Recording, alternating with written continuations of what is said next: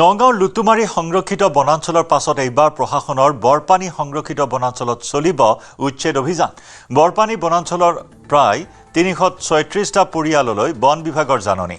ইতিমধ্যে মাইক যোগে ঘোষণা কৰি দুদিনৰ ভিতৰত বনাঞ্চলৰ ভূমি এৰি যাবলৈ নিৰ্দেশ প্ৰদান কৰিছে প্ৰশাসনে, যাৰ ফলত বহু লোকে নিজৰ নিজৰ ঘৰসমূহ ভাঙি অন্য স্থানলৈ ঢাপলি মেলিছে।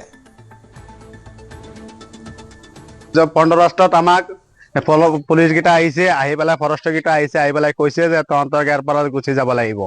তেতিয়াহ'লে আমাক হুমকি দি গৈছে। কালি আহি পেলাই আকৌ নিউজ কৰি এইটো এলাৰ্ট কৰি দিছে যে তহঁতৰ দুদিনৰ টাইম দিছো, তহঁতৰ দুদিনৰ ভিতৰত যাব লাগিব।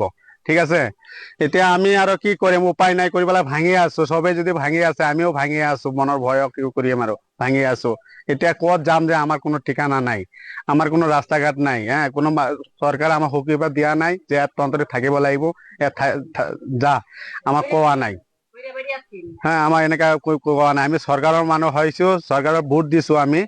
তেতিয়াহ'লেও চৰকাৰে আমাক এনেকা সুবিধা দিয়া নাই, এনেকা যা বুলি আমাক এনেকা হুমকি দিলে। পুৰণা আগত দিছিলে নোটিচ গিলা, এতিয়া নোটিচত ফেল হৈ গ'ল।